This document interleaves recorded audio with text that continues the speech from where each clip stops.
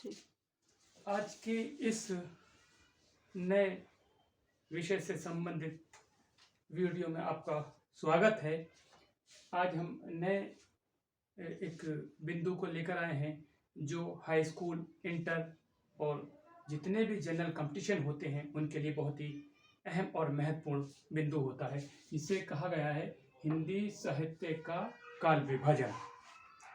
हिंदी साहित्य का काल विभाजन अलग अलग विद्वानों के द्वारा अपने अपने अनुसार विभाजित किया गया है, परंतु कुछ महत्वपूर्ण विद्वान हैं जिनके द्वारा जो हिंदी के काल विभाजन का विभाजन किया गया है उनके हिंदी साहित्य के इतिहास में, उनको मैं आपके सामने प्रस्तुत कर रहा हूं। इनमें से आचार्य रामचंद्र शुक्ल हैं, राम कुमार वर्मा हैं, आचार्य हजारी प्रसाद द्विवेदी हैं और राम स्वरूप चतुर्वेदी हैं। ये चार और भी बहुत महत्वपूर्ण हैं जो अपने आप में बहुत महत्वपूर्ण स्थान रखते हैं। काल विभाजन जब किया गया चार कालों में, उसके अनुसार प्रत्येक विद्वान द्वारा अपने अपने अनुसार उसकी समय सीमा बांटी गई। किसी ने 993 से स्टार्ट माना है, किसी ने 943 से उसकी शुरुआत मानी, किसी ने 693 से उसका आरंभ माना है। तो ये तो अपने अपने प्रमाण के अनुसार जहां जिस विद्वान को जो प्रमाण मिला उसके आधार पर उसकी समय सीमा गठित कर दी गई है। ऐसे ही हमारे ये जो हिंदी साहित्य के संसार में जो अपना एक महत्वपूर्ण स्थान रखते हैं, जो आचार्य रामचंद्र शुक्ल हैं, उनका हिंदी साहित्य का इतिहास माना जाता है, जो सन 1929 में प्रकाशित हुआ। उन्होंने हिंदी साहित्य के इतिहास को चार कालों में बांटा, दो आधार पर बांटा, एक काल विभाजन के आधार पर और एक प्रवृत्ति के आधार पर। दो आधार पर उन्होंने हिंदी साहित्य के इतिहास को काल विभाजन के रूप में विभाजित किया। पहला उन्होंने काल विभाजन के आधार पर जो हिंदी साहित्य के इतिहास का विभाजन किया उसका नाम दिया आदिकाल, उसके बाद पूर्व मध्यकाल, उसके बाद उत्तर मध्यकाल, उसके बाद आधुनिक काल। प्रवृत्ति के आधार पर जब हम देखेंगे तो उन्होंने चार कालों में विभाजित किया। प्रवृत्ति के आधार पर जो जिस समय में जिस युग में जो प्रवृत्ति पाई, उसी प्रवृत्ति के आधार पर उस काल का नाम उन्होंने रख दिया या विभूषित कर दिया। जैसे कि वीर गाथा काल उन्होंने पहले काल को कहा। चूंकि बहुत सी पुस्तकें उन्होंने 10-11 पुस्तकें ऐसी गिनती में रखी अपने हिंदी साहित्य के इतिहास में, उसी आधार पर उसी प्रवृत्ति के आधार पर उन्होंने इस काल को वीर गाथा काल कहा। चूंकि राजाओं का दौर था, तो एक राजा दूसरे राजाओं से युद्ध करते थे किसी न किसी वस्तु को लेकर, तो इसी प्रवृत्ति को प्रधान पाकर आचार्य रामचंद्र शुक्ल ने उस काल को, पहले काल को वीर गाथा काल कहना उचित समझा। दूसरा काल उन्होंने भक्ति काल कहा। भक्ति परक रचनाएं उन्होंने प्रमाण रूप में पाई तो उसको भक्ति काल कहा। उसके बाद रीति निरूपण प्रवृत्ति के आधार पर उन्होंने उस अगले काल को रीति काल कहा और उसके पश्चात हिंदी साहित्य में गद्य का प्रादुर्भाव हुआ, आरंभ होने लगा आहिस्ता आहिस्ता, तो उसी आधार पर उन्होंने गद्य काल कहा।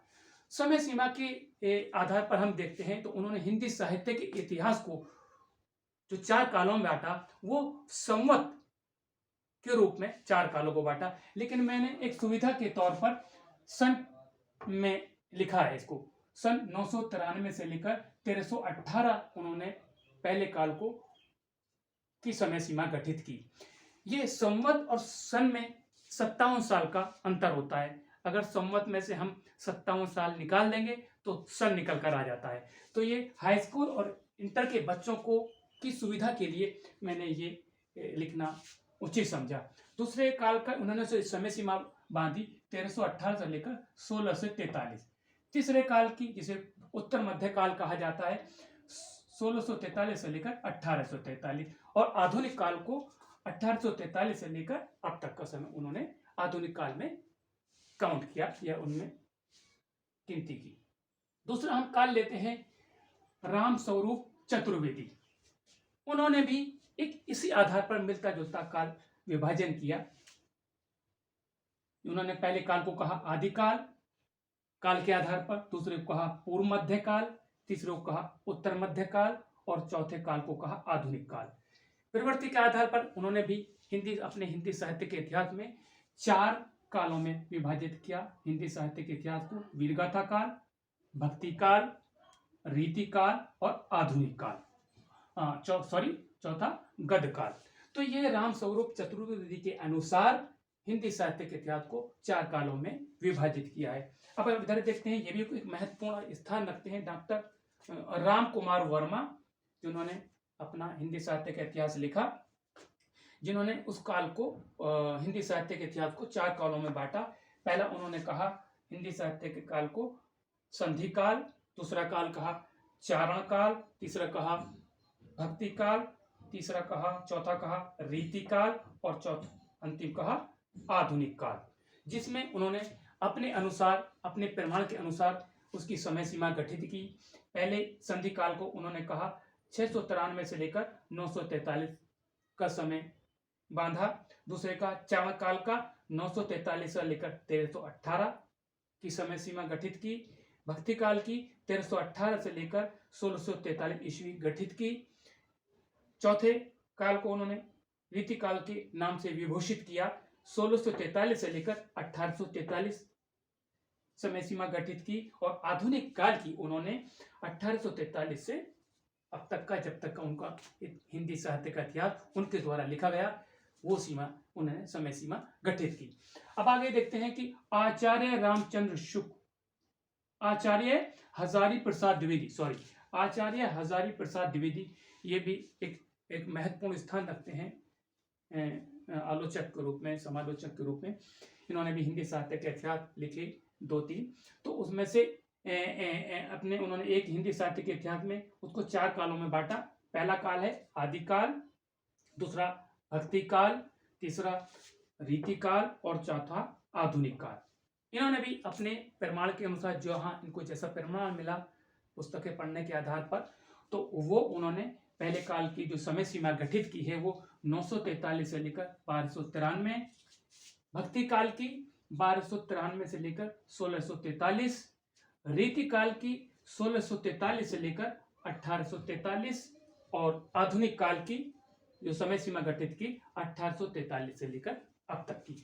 तो ये 4 एक महत्वपूर्ण हिंदी साहित्य के इतिहास हैं, जो इन चारों विद्वानों के द्वारा एक अपने अनुसार काल विभाजन किया गया। यूँ तो अन्य बहुत ऐसे महत्वपूर्ण विद्वान हैं जिन्होंने अपने अपने हिंदी साहित्य के इतिहास लिखे, जैसे बच्चन सिंह जी ने लिखा, नामवर सिंह ने लिखा, नंद दुलारी वाजपेयी ने लिखा है। आपके पहला हिंदी साहित्य का इतिहास जो है वो माना जाता है गारसदा तासी का इस्तवार दला लियत्योतर हिंदुस्तानी। दूसरा नवल किशोर प्रेस से प्रकाशित हुआ भाषा काव्य संग्रह है। उसके बाद फिर शिव सिंह सरोज लिखा गया, शिव सिंह द्वारा। फिर उसके पश्चात जॉर्ज ग्रेजुएशन ने लिखा the modern vernacular literature of Hindustan. उसके बाद फिर आचार्य रामचंद्र शुक्ल ने लिखा, जो 1929 में लिखा गया। तो ये एक बढ़ता क्रम है आरंभ से लेकर यहाँ तक 1929 तक का। बहुत विद्वानों द्वारा अपने अपने हिंदी साहित्य के इतिहास लिखे गए। डॉक्टर धीरेन्द्र वर्मा द्वारा लिखा गया है हिंदी साहित्य, और भी बहुत से भाषा काव्य संग्रह या अन्य हिंदी साहित्य के इतिहास लिखे। लेकिन हमारा जो टॉपिक है हिंदी इतिहास लेखन की परंपरा कब से हुई अब तक का, वो नहीं है। हमारा जो बिंदु था वो हिंदी साहित्य का काल विभाजन। जो भी साहित्य के इतिहास लिखे गए इतिहासकारों के द्वारा, उन्होंने किस किस आधार पर हिंदी साहित्य के इतिहास का काल विभाजन किया, वो बताना था। तो ये 4 एक महत्वपूर्ण है, अन्य भी महत्वपूर्ण है। तो मैं समझता हूँ आप लोगों को ये हिंदी साहित्य का काल विभाजन समझ आ गया होगा कि जो भी सन 693 से या 943 से या 1050 से जो हिंदी साहित्य का इतिहास लिखा गया और अब तक जो लिखा जा रहा है, वो हिंदी साहित्य का इतिहासकारों के द्वारा अपने अलग अलग विषय के टाइटल के अनुसार हिंदी साहित्य के इतिहास के नाम दिए गए और उसके अंतर्गत उन्होंने अपने अपने प्रमाण के अनुसार या प्रवृत्ति के आधार पर या काल विभाजन के आधार पर उन हिंदी साहित्य के इतिहासों को विभाजित किया। तो आपको मैं समझता हूँ ये जो टॉपिक है आज का समझ आ गया होगा। एक सबसे बड़ी चीज़ ये बतानी थी कि संवत और सन में 57 साल का अंतर होता है। मैं ये अपने छोटे बच्चों को बता रहा हूँ, बाकी बीए और एमए के बच्चे इस चीज़ को अच्छी तरह से जानते हैं और इससे परिचित हैं। तो अगली नई वीडियो के साथ फिर मिलेंगे। Good bye.